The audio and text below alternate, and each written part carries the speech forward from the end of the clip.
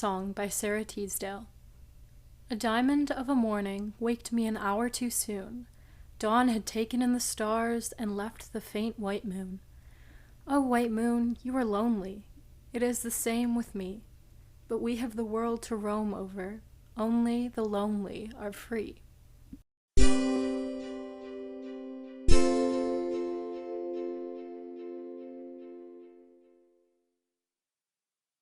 Hey everyone, welcome to the first ever full-length episode of Lady Lazarus. I am so glad to have you here. My name is Charlotte, and I'm your host. Let me tell you, I have been so excited to start this podcast. Literally last night I was thinking about it while I was trying to fall asleep. I literally couldn't because I have so many things that I want to talk about, and already I've gotten such a good response from you guys over on Instagram, which means so much to me.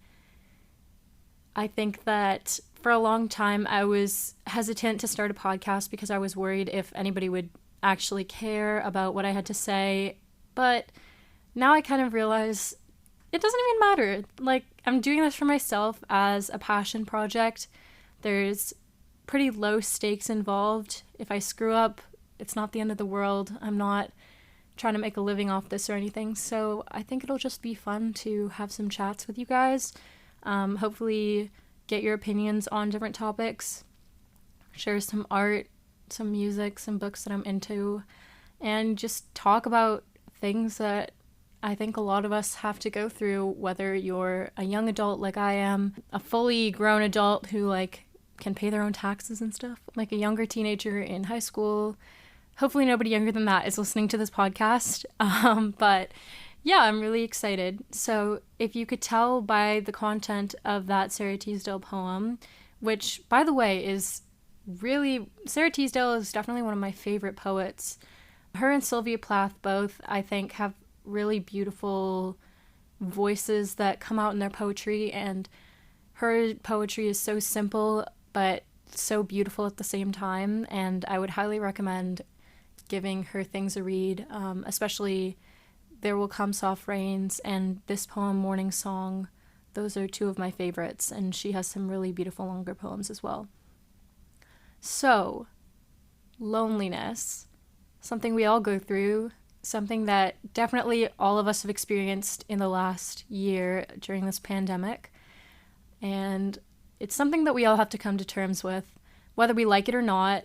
At some point in our lives, all of us will or have experienced being alone.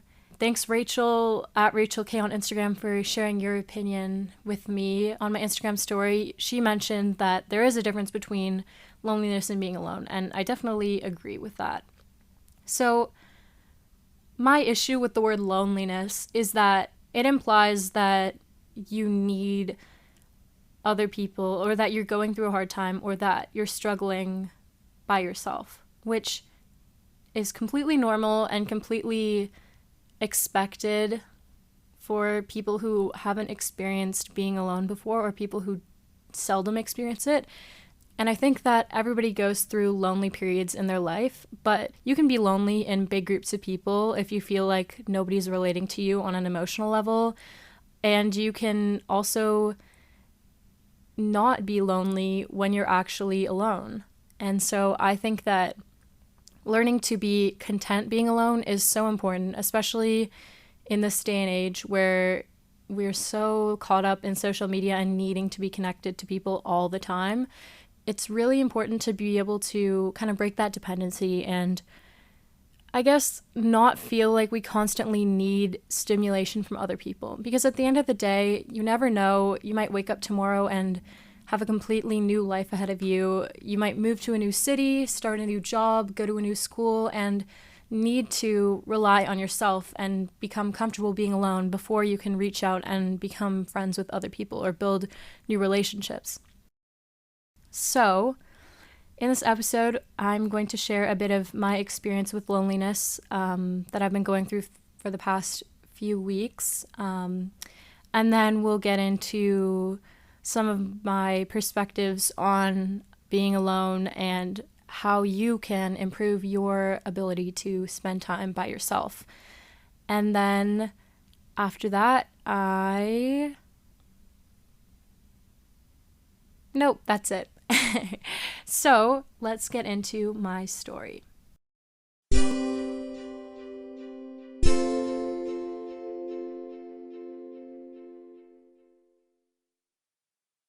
Some of you may know I currently live in Toronto. That's where I go to school. I'm studying for my Bachelor of Music and Classical Voice Performance at the Glenn Gould School, which is part of the Royal Conservatory. And so I moved here in end of summer 2020, like August 2020, to start my first year. And it was definitely a bit difficult at first because I am quite introverted. So I did feel a bit lonely for the first few weeks, but I pretty quickly made a good group of friends in my residence who were also first years at GGS. And so first semester was really great. For the first couple months at least, most things were open. We could go shopping, we could go get takeout from restaurants and wander around the city. And it was nice to just have a little bubble of friends who I felt comfortable hanging out with. We all lived together, so I could see them pretty much every day, and I did see them every day, basically. And as somebody who used to spend a lot of time by themselves, I found myself really seldomly spending any time alone because I had these people around me that I was happy to spend time with and that I was really comfortable with, which was great. But that being said, I think it put me in a really tough position because this January, when all three of my friends in res decided that they were going to return home and do school remotely, which in their situations was definitely the right call to make, and like I don't hold anything against them for that. I think it's a very personal decision. So when that happened, I definitely found it to be a bit of a shock because all of a sudden, instead of waking up every morning and going across the hall to talk to my friends, having meals all together, going for walks, doing other fun things together, I all of a sudden had to do all these things by myself. From first semester's experience being around people all the time, this was surprisingly difficult for me. I really struggled to put myself out there and connect with other people that I could go on walks with. And I just found myself spending a lot of time in my dorm room watching Netflix and just spending time by myself without doing anything that was actually good for my mental or physical health. Don't get me wrong, I think it's really important to have a balance, and there's nothing wrong with having some downtime, relaxing time, but I was seriously binge watching Vampire Diaries. In 2 weeks, I got through almost 5 seasons, which is ridiculous. And that was on top of school, which I have a full course schedule. Like, most of my days are pretty full with school. So I was wasting a lot of time on unproductive things. So basically, I had to teach myself to do things alone, and I had to learn to advocate for myself because at the end of the day, if you are feeling isolated or you are feeling lonely, nobody else is going to be able to fix that except for you. And it's a shitty thing to say, but unfortunately it's the truth. If people don't know your situation, they won't know how to help. And if you aren't willing to put yourself out there, nobody's going to feel like you want to be around them at all. So here's how I accomplished those two things. First of all, learning to do things alone after spending so much time with friends was definitely a challenge, like I mentioned. I am a pretty introverted person, and I have a lot of anxiety over seemingly mundane tasks like walking to go get takeout or going on a walk with somebody that I don't know very well. I really struggle to put myself out there, and I tend to overthink a lot, so having to motivate myself to actually go out and do things alone was definitely a challenge at first. But after spending so much time in my room, I decided that I just had to do it. I could tell that I was going to start spiraling, and that if I didn't encourage myself to go out and do something other than just binge watch Vampire Diaries, things were going to get ugly pretty fast. I was already feeling pretty hopeless in terms of the pandemic ever ending, and it really felt like I had little motivation to do anything other than just sit around. So what I started doing was just going for walks around my neighborhood, pretty simple, wasn't gonna interact with lots of people. So in terms of stress levels, that was pretty manageable for me. I started listening to podcasts because it felt like I would be walking with a friend, and, at least getting outside when it wasn't freezing cold was a good way to kind of clear my head and unplug from watching something on a screen. After that, I started doing other things for myself, like buying myself plants or flowers. I had some takeout nights where I actually would wander down to Kensington Market or whatever neighborhood I was picking up food from, wander around, get my food, come back to my res, and enjoy some nice burritos or tacos. I'm a huge Mexican food person, if you couldn't tell. And yeah, those simple things actually really helped me feel more comfortable being alone. I think that it's tough when it looks like everybody else has people that they're hanging out with. It's difficult to go out and do things by yourself. Most people that I know in Toronto have some sort of bubble, people that they live with or their families, and I didn't have any of that. And if I ever wanted to see somebody, it would have to be wearing masks, going for a walk, and like I mentioned, it's really, really cold in Toronto at the moment and windy, so there's limited number of days where you actually want to go outside. So yeah, I managed to push myself to start doing things alone, and I'm definitely not perfect. I definitely still get stressed out, but I did start putting myself out there more than I expected myself to, which was great. And then on to my second point about advocating for yourself. So I don't know about you guys, but I'm definitely pretty stubborn when it comes to admitting that I need help. I find it really tough to seem weak, even though there's nothing weak about admitting that you need support from others. And I think that that's just something that has become ingrained in me since I was younger. And it's something that even on a day-to-day basis, I have to really challenge myself to reach out to the people that love me and ask for support. And it's not that I don't think people would support me. I definitely have a great group of family and friends that would be there for me if I reached out to them and asked for their support. But I guess I just worry about being a burden, especially right now when we're all going through lots of challenges, or at least more challenges than normal. So yeah, I have to really swallow my pride and admit that I am struggling.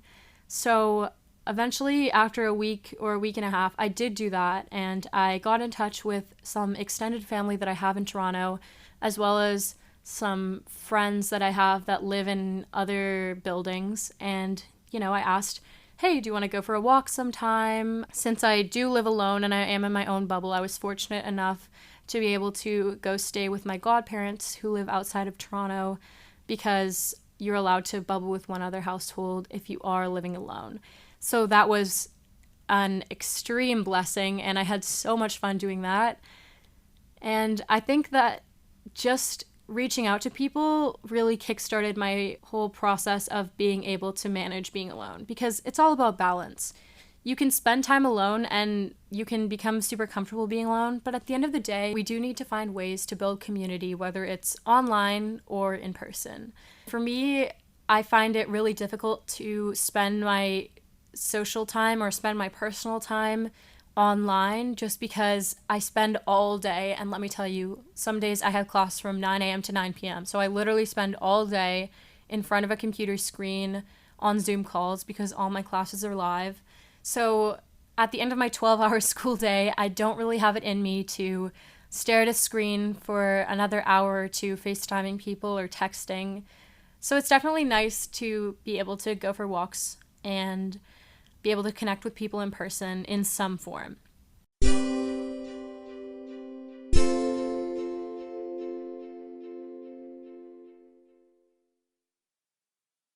So now that I've shared a bit of my story, I'd like to dive into a bit of analysis about being alone, some of the benefits, and also how can we enjoy being alone without relying on our phones or our computers.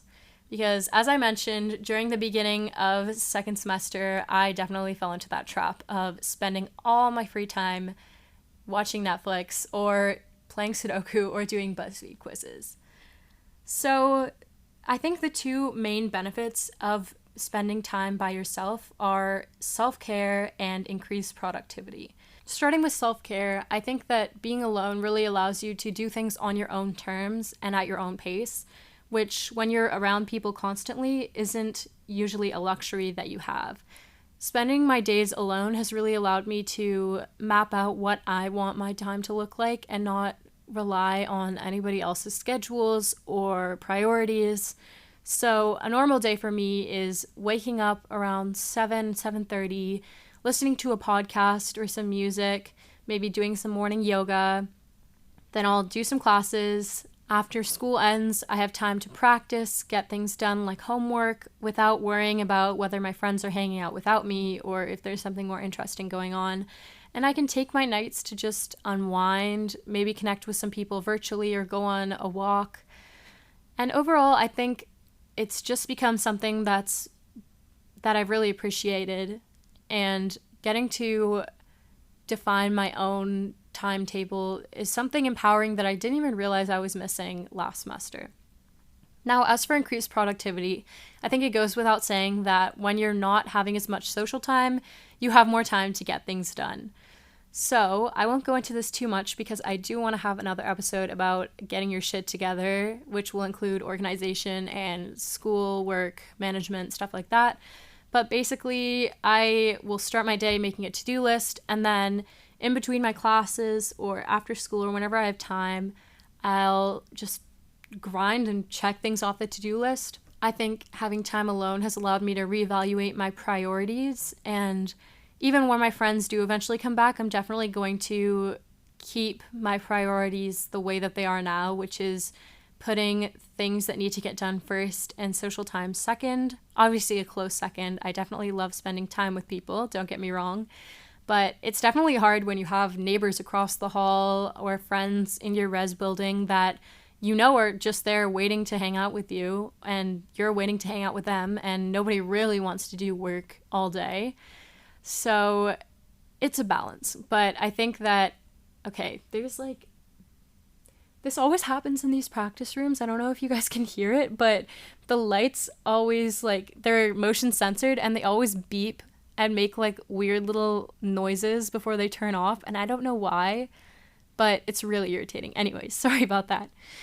But what was I saying? Yeah, it's nice to have that increased productivity and time to just get things done. And I definitely feel way more on top of my schoolwork.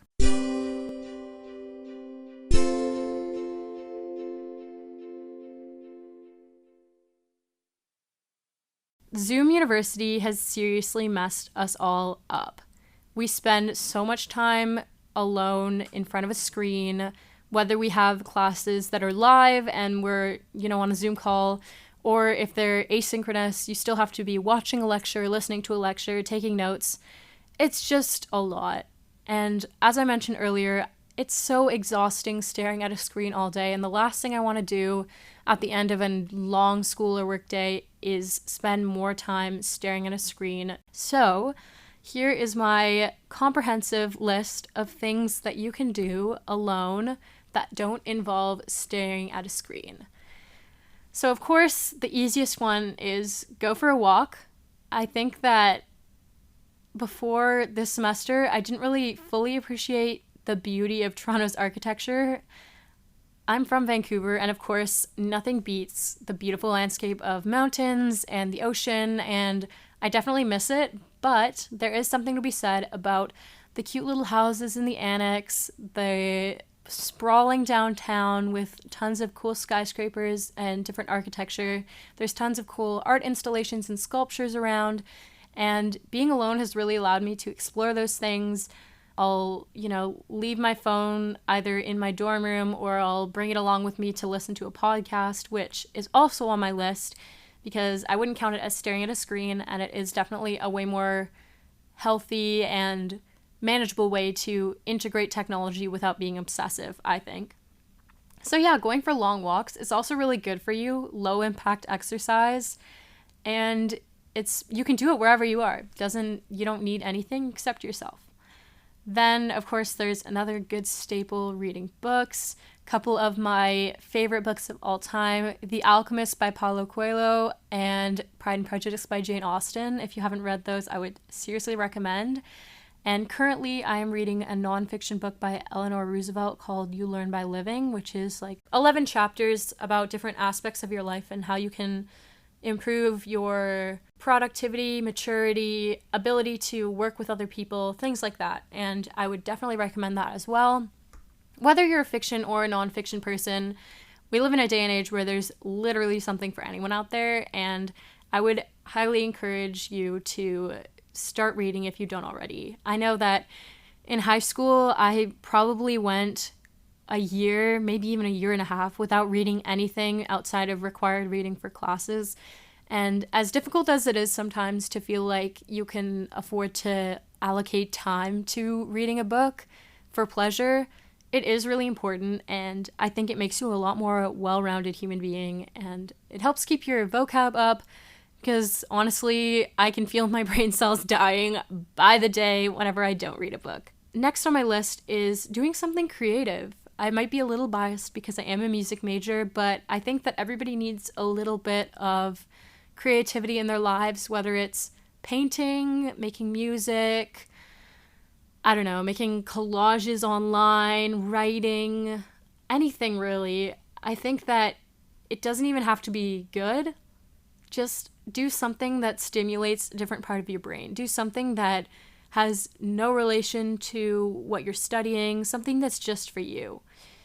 It's really rewarding to create something when you know that there's no stakes, which, like I mentioned, is kind of what this podcast is to me. And it is really important to have something that's not stressful to fall back on when you're done doing all your work for the day, all your schoolwork. Next, cooking, baking. I know it's a classic quarantine activity, but there's something so satisfying about making something completely from scratch. Last summer, which I guess I don't even know if I'd consider it part of the pandemic because things felt so normal. But last summer, I got into making ice cream, which is really fun. Homemade pasta is another one that's really not as difficult as people make it out to be. You don't even need a machine or anything to do it. You can just use a rolling pin and your hands. And then what else? You can bake sourdough. That's a popular one. I love sourdough, by the way. Let me know what your favorite type of bread is because I am a carboholic. I would kill for some sourdough right now. But yeah, cooking, baking, I don't have access to a kitchen, but if I did, I would be doing those things all the time. And then the last thing on my list is become a plant parent. I've expanded my plant collection a ton since this pandemic started. Last semester, I got a cactus plant and a succulent little kind of pot of a few different succulents. And then this semester, I got a hyacinth plant, I got a Bella Palm, and every so often I'll buy myself a small bouquet of flowers just to make my room feel a bit more alive. If you go to your local convenience store, sometimes they have flowers, or usually there's some sort of small market or corner store that'll sell them near you if you live in a city. They're not as expensive as you think. I think I paid like $8 for my Bella Palm maybe, and the hyacinth was definitely maybe even cheaper than that. And even bouquets, like if you don't buy a massive one, they're pretty reasonably priced for the serotonin that they give you. I think there's something really beautiful about just having a little bit of nature in your room, and especially when you're spending time by yourself, having plants that you know are relying on you and you can see grow in real time is really beautiful and special. And I definitely love my plants as if they were my children. They are very adorable.